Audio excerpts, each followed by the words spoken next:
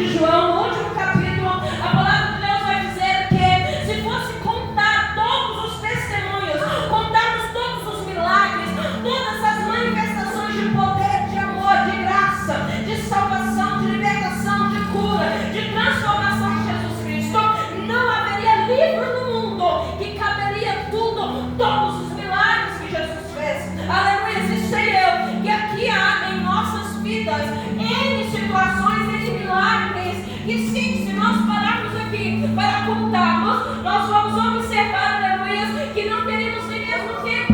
1h30 seria pouco para contarmos os livramentos, as curas, as libertações e transformações que o Senhor fez em cada um de nós. E a palavra do Senhor vai dizer, e o que mais direi? Porque antes vai contar, aleluia, sobre a fé de muitos homens, de muitas mulheres, que por buscarem, aleluia, a má fé no Deus vivo, viveram coisas extraordinárias. E a palavra do Senhor vai dizer que faltaria tempo para contar sobre o menino que era da sua casa o menor, o mais novo, aleluia, quantos aqui são assim? Que era da família mais pobre, que era o mais inferior dos povos, mas que por crer em Deus, por tirar da sua fraqueza, da sua pequenez, das suas circunstâncias tirando força, ele resolveu ir para um lagar para poder ter alimento para sua família. Nós vamos observar, aleluia, que sim, eles, homens que aqui, a palavra de Deus vai dizer que viveram coisas extraordinárias.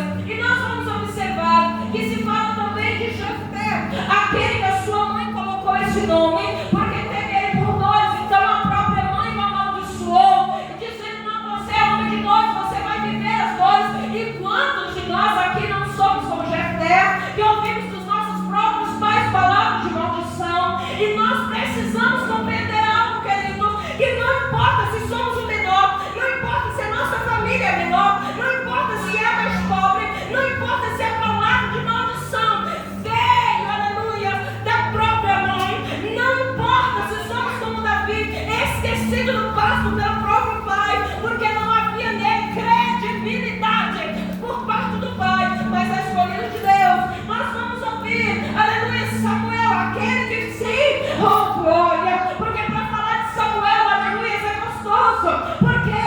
Porque é um filho que nasceu de um estéril, e além de nascer de um estéril, foi deixado pela própria mãe para servir o Senhor. Enquanto de nós, aleluia, se fosse viver isso, iria estar revoltadinho com Deus. Mas minha mãe e meu pai me abandonou por causa disso e daquilo. E nós precisamos compreender algo, queridos, que para viver a vontade de Deus, o propósito de Deus, nós precisamos, aleluia, crer no impossível. Nós precisamos ver o que ninguém mais vê. Nós precisamos acreditar no que ninguém mais acredita. E voltarmos os nossos corações ao único que verdadeiramente revela o impossível. Aquele que dá visão ao cego. Aleluia! E o cego é espiritual. Meu Deus, Jesus! Nós enxergamos com os olhos, mas o nosso espírito está como cego. Não estamos vendo um palmo na frente do nariz. E o Senhor está falando, e o Senhor está mostrando, mas nós não queremos enxergar. Não queremos enxergar pela nossa vaidade.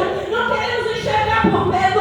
Não queremos enxergar porque não sabemos como agir. Mas nós precisamos, queridos, nos voltarmos à palavra do Senhor, que diz que se fé é possível agradar a Deus. E se eu e você não prestar para agradar a Deus, você não presta para mais nada, porque nesse mundo ninguém é verdadeiro o suficiente para olhar para ti em todo e qualquer momento. Somente Deus, que olha para mim, para você em fraqueza, olha para você e para mim no meio do pecado, olha para mim e para você no meio das situações em que ninguém dá nada, mas Ele continua olhando. Por quê? Porque Ele te criou para um propósito, e o propósito é tirar força, aleluia, do meio da fraqueza. Talvez você e eu olhemos nessa noite e dizemos, Senhor, mas eu não consigo. E Ele diz, não, mas quem vai fazer sou eu. Não é você, não é a sua possibilidade, não é a sua estatura, não é a sua qualidade, não é o seu entendimento, não é a sua inteligência, é só eu gerando em você o meu propósito. Glória a Deus, Jesus, aleluia! Isso é muito acima da nossa capacidade. Aleluia! Mas nós precisamos nos soltar. Glória, Santíssimo. Em nome do Senhor. É Não chegarmos aqui como meninos empurrados. Não. Chegarmos aqui com a dependência de quem não tem nada a oferecer. Mas eu estou indo cultuar a Deus, mas eu não tenho nada para oferecer. Porque tudo que eu tenho foi Ele que me deu. Então eu não tenho nada para oferecer para Ele. Eu não tenho nada. A minha inteligência foi Ele que deu. A minha força foi Ele que deu. O meu respirar foi Ele que deu. Então por que muitas vezes endurecemos os nossos corações, achando que temos algo para Ele e dizemos não, mas eu não faço? Não, é Ele. Porque se Ele quiser chamar o nome de cada um de nós aqui, quiser chamar o nome de todos ao mesmo tempo, Ele chama. E pronto, acabou. Quem é que impede Ele de fazer? Ninguém. Nós precisamos compreender, queridos, porque a palavra do Senhor vai dizer: os quais pela fé venceram reinos. E quantas vezes, queridos, reinos têm se levantado contra nós? A palavra está dizendo de reinos daqui, reinos naturais. Mas nós pela fé vemos que é Ele que te deu. Sobre você há sim uma autoridade. Sobre mim, sobre você há um governo. E governo esse que muitas das vezes nós ainda estamos como meninos, precisando de tutores. Eu preciso de uma babá para me falar o que hora que eu tenho que fazer alguma coisa. Ei, tem governo sobre ti. Tem uma autoridade sobre ti. Ei, Deus quer usar você para ser luz no meio da escuridão. Deus quer fazer de você, aleluia, e de mim, aleluia, um esteio para quem não tem força. Nós necessitamos entender, praticar a justiça. Imagina uma coisa comigo, praticar a justiça, aleluia. A palavra de Deus vai dizer em Romanos que nós, aleluia, devemos pagar o mal com o bem. Se alguém, nossos inimigos, ou aquele que nos enfurece, aquele que tenta tirar algo precioso de nós, vier até sede, devemos dar água, devemos dar o que comer, se tiverem fome, se tiverem nu, nós devemos vestir. Mas é tão difícil isso, Pai. E a palavra de Deus vai dizer: não, eles praticaram justiça. Chefe dela mesmo amaldiçoado pela mãe, quando venceu e se posicionou e Deus honrou e levou a família. Mesmo nós vamos ouvir sobre Davi, por exemplo. O pai não o reconhecia. Não, é apenas um menino no palácio. Mas quando ele reinou, a família foi agraciada. O pai nem impostos teve que pagar mais. Nós observamos, queridos, que o praticar a justiça aqui não está falando da minha, da tua perfeição, não. Está dizendo em devolver aquilo que é comprado de terra. Isso é praticar a justiça.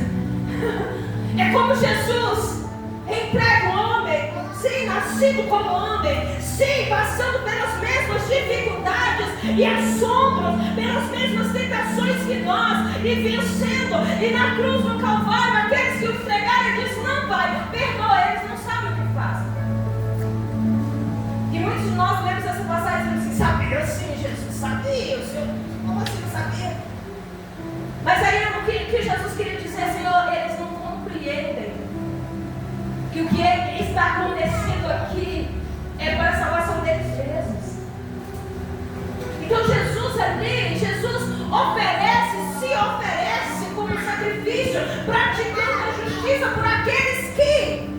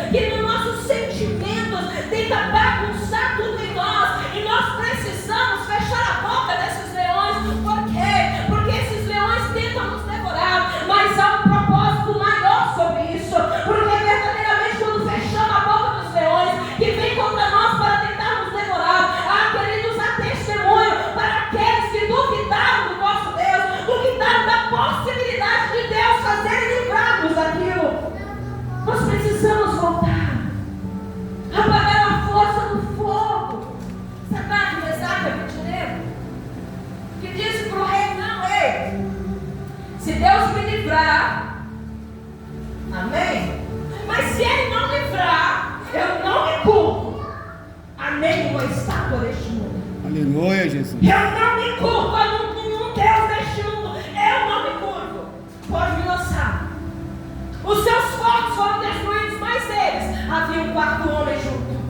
Porque, queridos, porque eles tiveram nas suas consciências a verdadeira intenção. E qual era a intenção de Sadraque, Mesaque e Abednego? Era demonstrar que se Deus fizesse por eles, eles adorariam a Deus. Se Deus não fizesse, eles adorariam da mesma forma. E muitas das vezes, queridos, no meio da caminhada, há momentos que nós questionamos, sim, questionamos o porquê que Deus, aleluia, não fez isso ou aquilo que nós estamos esperando. E eu sei, querido, porque eu também tenho essa fraqueza. A diferença é, todas elas, no tempo oportuno, se cumprirá, diz a palavra. E é ela que basta para nós. Escaparam do fio da espada e tiraram, e da fraqueza tiraram força, e na batalha se esforçaram, puseram em fogo os exércitos estranhos. Queridos e amados irmãos, muitas das vezes no meio da caminhada, pela nossa mente, pelos nossos corações, pelo nosso intelecto, pelas nossas muitas questionamentos, ou pelas muitas, queridos, experiências de vida, porque cada um de nós aqui passamos por coisas que sim, dá para escrever livro. Tem pessoas que passaram por situações que sim, se você parar e ouvir, você chora, você olha e diz assim, meu Deus, quão revoltante é isso. Mas só que nós precisamos compreender algo, que sim, queridos, o Senhor, aleluia, nos dá uma oportunidade, que sim, de tirar da nossa fraqueza, tirar uma força que nós não temos. E que força é essa? A força dele. Revestimos, pois, da força do Senhor e da força do poder de Deus. Para quê? Para resistir os dias maus e depois de fazer tudo, continuar de pé, diz a palavra do Senhor. Mas tirar força da fraqueza é nós compreendermos a dependência, e dependência nos humilharmos, e nos humilharmos ao quê? Depender de alguém, depender de quem? De Deus. Mas humilhar não é fácil, depender não é fácil, acreditar, aleluia, que sim, Ele tem algo superior a fazer, não é fácil. Se humilhar perante Deus, queridos, é verdadeiramente entender e compreender que sim, Ele está no controle de todas as coisas, Ele tem no seu plano, aleluia, as nossas necessidades. Pastor, mas nós, tanta coisa eu já vivi, o Senhor sustentou, não morri, mas faltou isso, faltou aquilo, eu queria tais coisas, eu queria aquilo outro, e não cumpriu do jeito que eu queria. Queridos, a tua vontade é uma, a perfeição de Deus é outra. Se Deus não te deu, é porque Ele estava te preparando para ter uma força que hoje você tem. Ele estava te qualificando para vencer batalhas que hoje você vencerá. Por quê? Porque você tem experiência sobre batalhas ou sobre situações a qual você passou. E nós precisamos compreender que sim, todos esses a qual a palavra de Deus vai nos mostrar como heróis da fé, como heroínas da fé, foram homens e mulheres que sim, no meio da sua fraqueza, fizeram algo para suprir a sua própria necessidade. Muitas das vezes, queridos, nós estamos retrocedendo. Por quê? Porque no meio das nossas fraquezas, nós simplesmente deixamos que o barco vá sem um rumo